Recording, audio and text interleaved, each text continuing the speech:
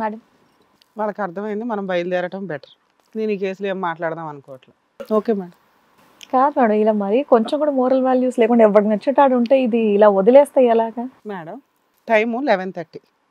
మన ప్రోగ్రామ్ అంటే వ్యూవర్స్కి చాలా ఇష్టం, ప్రాణంగా చూసేవాళ్ళు చాలామంది ఉన్నారు మన వ్యూవర్స్. ఎన్ని కాల్స్ వస్తాయంటే మనం డైరెక్టర్తో కానీ మన వాళ్ళతో మాట్లాడితే ఫోన్ బద్దలైపోతుంది. దానివల్ల వాళ్ళు పాపం మెసేజ్లు పెట్టండి, మెసేజ్లు చూసుకొని ఎందుకంటే అంత సర్వీస్ ఎవరూ చేయలేం. కోర్టు నుంచి వచ్చేసరికి నాకు ఎర్లీ టు బెడ్, ఎర్లీగా లేగడం 4:30కి లెగుస్తాను మేడం, 9 కల్లా పడుకుంటా. మిడ్నైట్ 11:30కి కూడా మీకోసం మేము షూట్స్ చేస్తుంటే వాల్యుబుల్ పర్సన్స్, అవసరం ఉన్న వాళ్ళు ఈ స్టేజ్ మీదకి రావాలి. ఎవరు మీరంతా?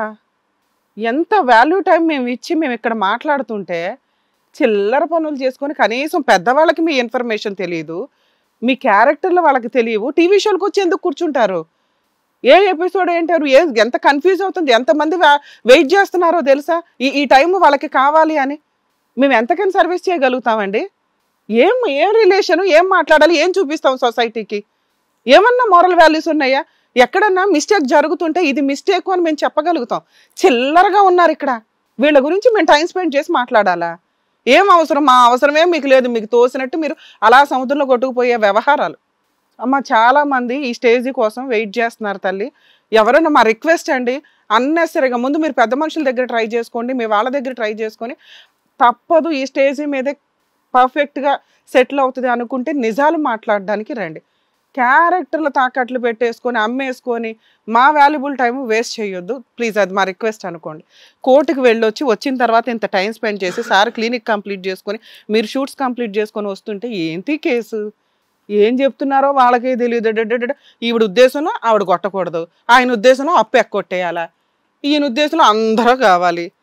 మాకు ప్రతి కేసు ఇంపార్టెంట్ అండి, మీకు అది తెలియాలని చెప్తున్నా, మీలాంటి వాళ్ళకి తెలియాలని చెప్తున్నా. మా వాల్యుబుల్ టైము, మీ వాల్యుబుల్ టైము వేస్ట్ చేసుకోకండి. కొన్ని లక్షల మంది ఈ టైం దొరక్క నెంబర్ ఆఫ్ మెసేజ్లు పెడుతున్నారు. మేము తీసుకోకపోతే సూసైడ్లు చేసుకుంటామేమో, వాళ్ళకున్న ఆ టైం పీరియడ్ అట్లాంటిది.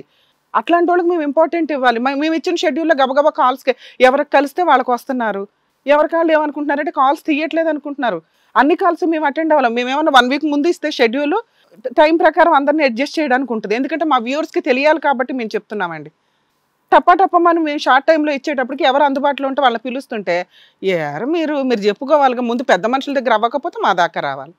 మీ స్టోరీ అంతా సార్ చెప్పారుగా ఎక్స్ప్లెనేషన్, మీకు ప్రాబ్లం ఇలా సాల్వ్ అయిపోవాలి. ఎక్కడి నుంచి సాల్వ్ అవుతుంది? మీ క్యారెక్టర్సే అట్లాంటివి. మేము ఇలా మాయం చేసి మిమ్మల్ని కరెక్ట్గా మార్చేసాం ఈ 2 అవర్స్ కన్సల్టేషన్స్లో అని అనుకుంటే కౌన్సిలింగ్లోకి మారిపోయారంటే ఎవరో ఒకవేళ ఒక మంచి ఫ్యామిలీ నుంచి వచ్చిన అమ్మాయికి వాయిస్ రేస్ చేసే అసలు ఇంత పాయింట్ కూడా తెలియలేదంటే నేను ఎక్కడ నమ్ముతాను? మీరు చెప్పిందంతా వినేయడానికి ఇక్కడ ఉన్నది రమ్య గారు.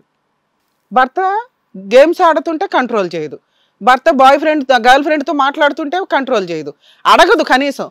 ఒక బాంబు లాంటి డైలాగ్ వేసింది, నా భర్త వాళ్ళ ఫ్రెండ్కి అమ్మేశాడండి 25 లక్షలకి అని. మేము ఆ పాయింట్ గురించి టెన్షన్ పడిపోతుంటే మేము ముగ్గురు అది పక్కన పెట్టి బాయ్ ఫ్రెండ్ వాళ్ళు ఆవిడ నన్ను కొట్టొద్దండి అంటుంది, ఆవిడకి మేము స్టేజ్ ఇవ్వాల్సి వచ్చింది. నువ్వేంట్రా బాబు అంటే భార్య ఓ పక్కన రెడ్ హ్యాండెడ్గా దొరికి ఇక్కడ మాట్లాడుతుంటే ఆ తర్వాత మాట్లాడతాను మేడం, నా 25 లక్షలు ఎట్లా ఎక్కొట్టాలో చెప్పండి అంటున్నావు. దానికోసం మేము టైం స్పెండ్ చేయాల్సి వస్తుందా?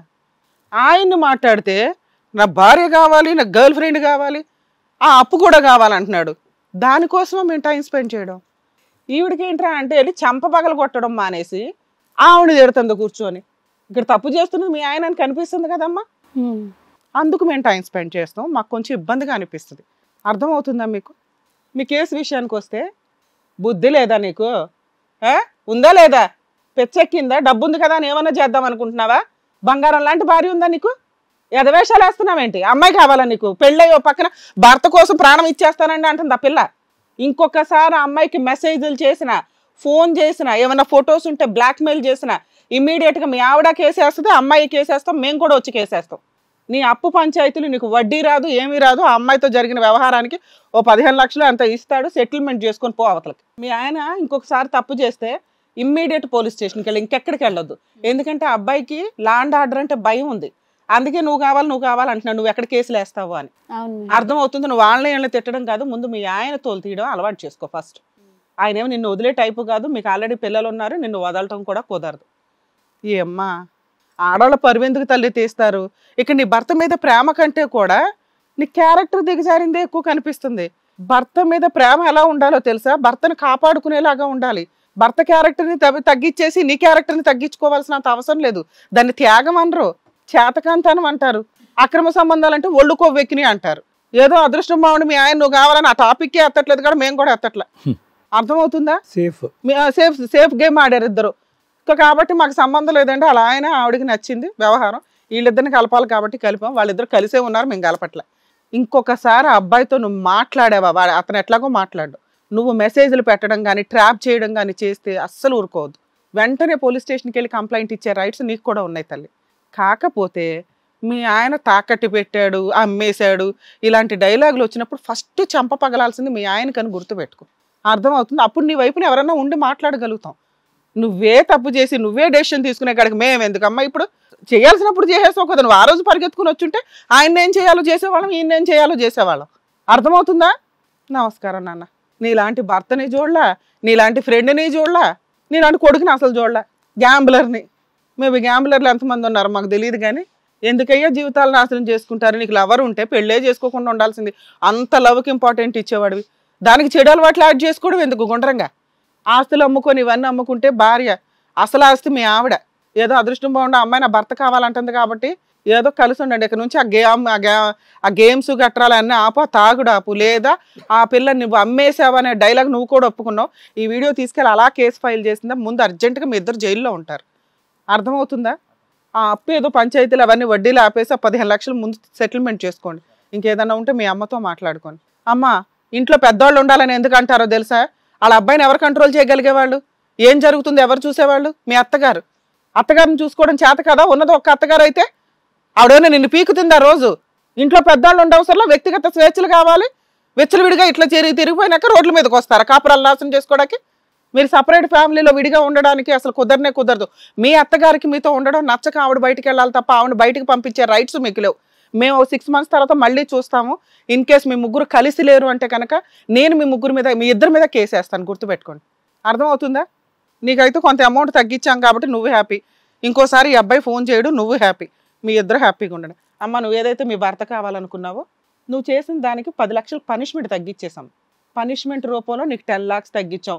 నువ్వు చెక్కులు ఇవ్వాలా, ఏమి ఇవ్వాలా, ఆ వీడియో ఎవిడెన్స్ 15 లక్షలు మాత్రమే ఇస్తాడు ఒక 1.5 year లోపు. మేడం బెటర్ అండి. Thank you madam. ఏమో ఓకేనా? నీకు దండం అమ్మా.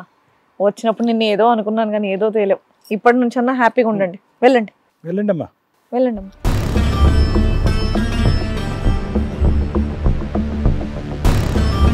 బాబా ఏంటి ఇలా ఉన్నారు అసలు అంతా? Anyways thank you so much madam, చాలా కరెక్ట్ గా బుద్ధి చెప్పినందుకు. Thank you so much sir.